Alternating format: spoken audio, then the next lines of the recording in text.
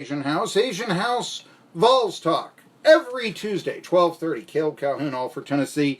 In my opinion, the best off-season Vols site. Well, season begins practice on Friday. I hope that they will allow more media coverage, although that has not been the Pruitt way. We began by talking a little bit about the Vols defensive line. They did have this morning a defensive line, as you heard here, entered the transfer portal, and that was Karat Garland. Well, he only played 4 games last year, so I don't know. I mean, it wasn't a big star, but it's not a position that the Vols really want to lose anybody at either. So, look at that here.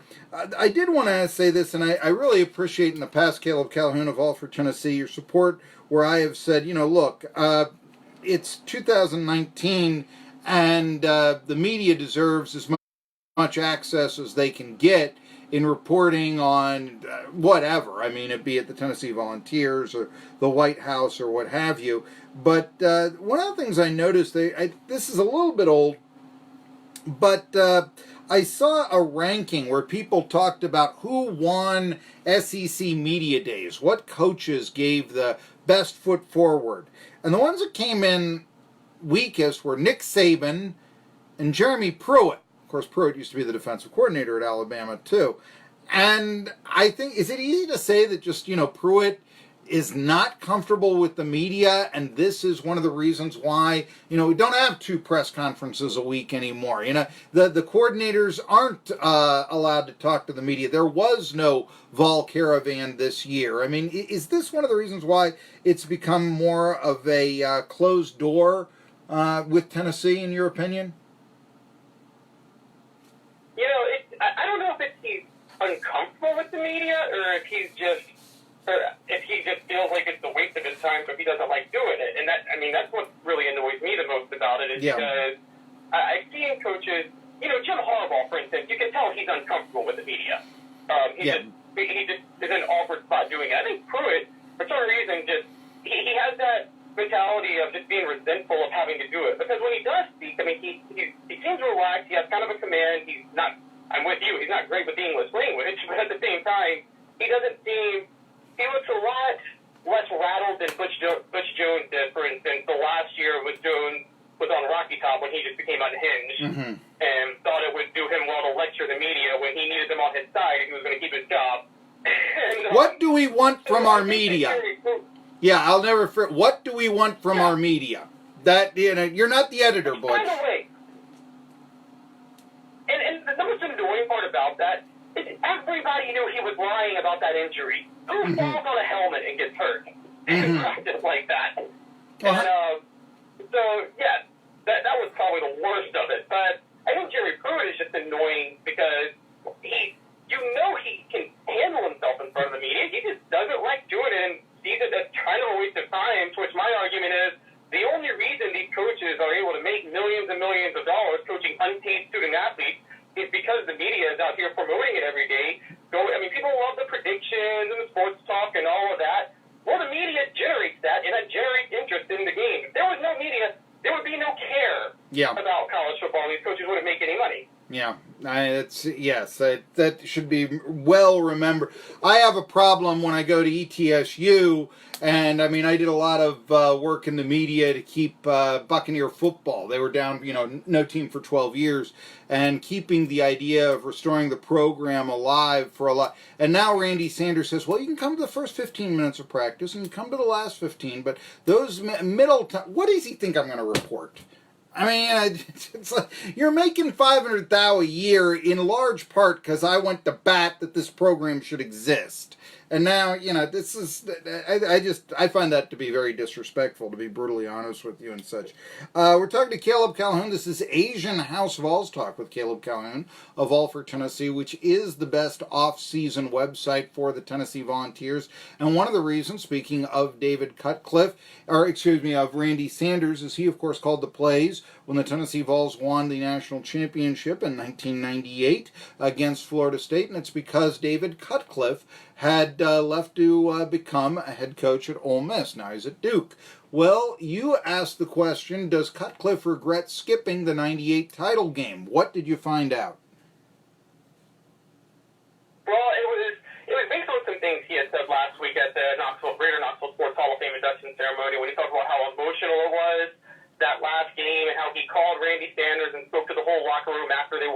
national title as he was watching it on his television in Knoxville. And my whole point was, I don't think it matters for Tennessee either way, but the Cutcliffe, looking back, he may have regretted that because did he really need those extra 3 weeks at Ole Miss? Mm-hmm. I understand Tommy Tuberville left Ole Miss. The way he left, the circumstance was way more dire than it was in many situations. But, you've seen now, Kirby Smart coached Alabama through the college football playoff 2 years ago, and then 2 years later he had Georgia in the national title game.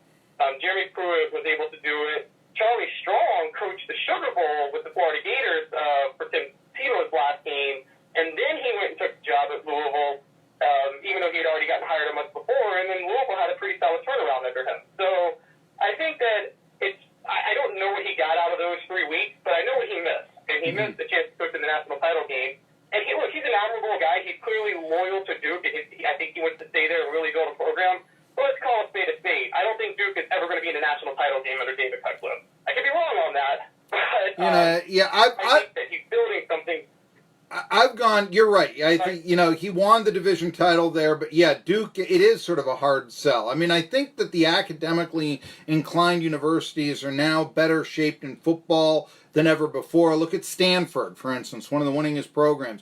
Northwestern, you could they haven't won the Big Ten since 95, but they've been there, but still, it kind of would surprise you if Northwestern, and I've seen people that have them nationally ranked in preseason, but it would kind of, surprise you if they were the team in the college football playoff and not Michigan. Let's face that fact too. 10 victories, maybe, real good year, but how far can you go? I do get that, That being said, I've often said that if I could play quarterback any place in the country, I would probably go to Duke. I wouldn't play in front of 100,000 fans, but I'd get David Cutcliffe. I'd get great competition in the ACC. I have a program that's put quarterback drafted number 6 overall, and it just seems to me that quarterbacks from academically inclined schools, be it Harvard for Ryan Fitzgerald or the 3 that were drafted number 1 overall from Stanford, that's kind of the way to go, my opinion. There you go. So it's something to think about there. Oh, I agree. Yeah. And also, Stanford and Duke, David Shaw produced Andrew Luck, and David Cutcliffe has produced pretty good collection of talented quarterbacks in his history. The only one who underachieved was Keith Schuler, but I think that was more, I don't know all that went into that. That was way before my time, but Keith Schuler actually being considered an NFL bust. He held out. That was, now how long, what that meant, who knows?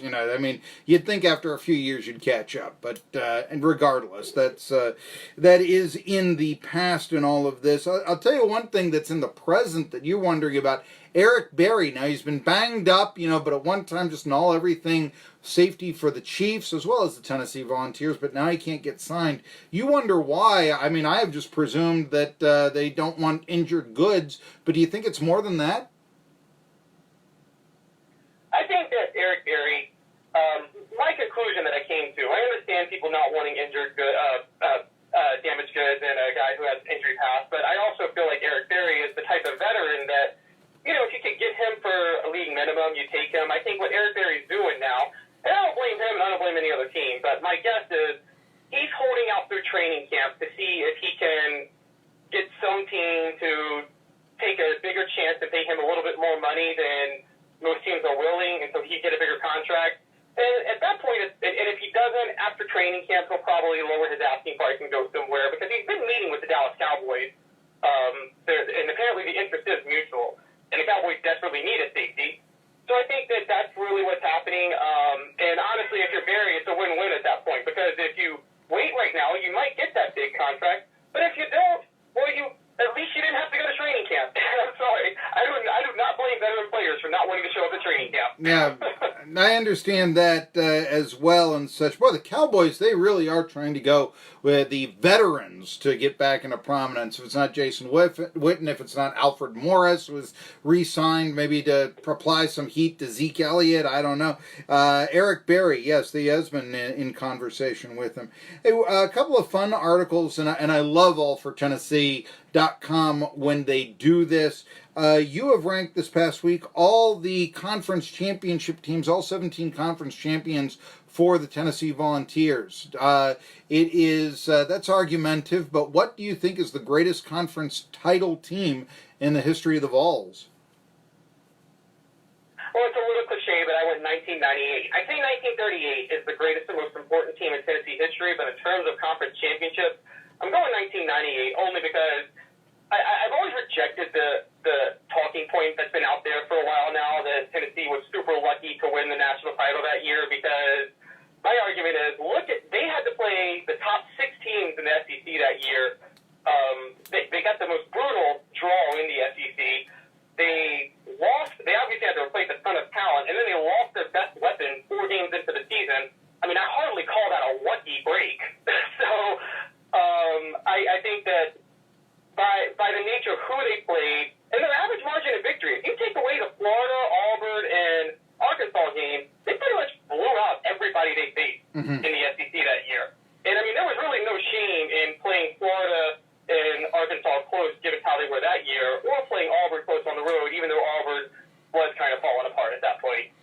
What I always looked at that season was the conference title game against Mississippi State. I mean, these guys weren't slouches at the time under Jackie Sherrill, and although I really thought the defense in that game dominated the Bulldogs, when it was 14-10 with 7 minutes left, I mean, you had to be, uh-oh, and then all of a sudden T. Martin puts together 2 scoring drives and salts the game. You know, I mean, that I thought was impressive in the clutch. Yeah, they scored 2 touchdowns in 27 seconds. Yes. And, I mean, that really was answering the bell. And you thought that Martin DePierle's Price was answering the bell, you know, and all that. Oh, they beat a backup quarterback and all that. Maybe Mississippi State, that wasn't the greatest SEC West champion of all time, but that was a good team. And, when it was 14-10 and they answered the bell, I was impressed. I will tell you that. I was impressed. Now, you can talk about, missed field goal, old rules would have been a tie against Florida or whatever, but, Mississippi State is, I actually think, where that championship was validated, if you want. You've also talked about years in which the basketball program is better than the football program. I guess last year would be one of those years, but was it the biggest discrepancy in Vols history, in your opinion? Yes, it was. And it actually was a debate between last year and the year before, because the year before had the worst football team in history, and that basketball team won an SEC title, technically, although I don't think they should be granting co-SEC titles when there was clearly a head-to-head tiebreaker, and Tennessee did lose to Auburn that year in the regular season. But this past year, even though they technically didn't win the SEC title, I mean, they won 31 games, they were number 1 for 4 weeks, they made it to the Sweet 16. I think everybody agrees that this past year's Tennessee team was significantly better than the previous years. If you had them go head-to-head, with the same players, this past year's team would win pretty easily, I think.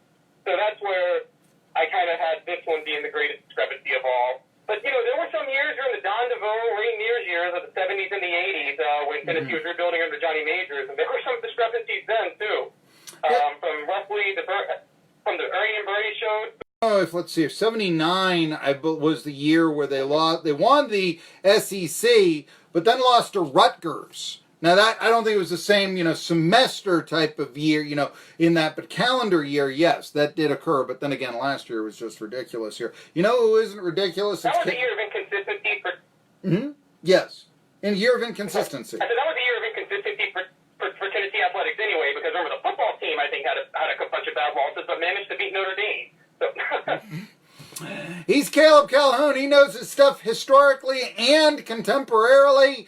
Read him, allfortennessee.com, and get 10% off at Asian House for mentioning my name. Second hour comes up after this.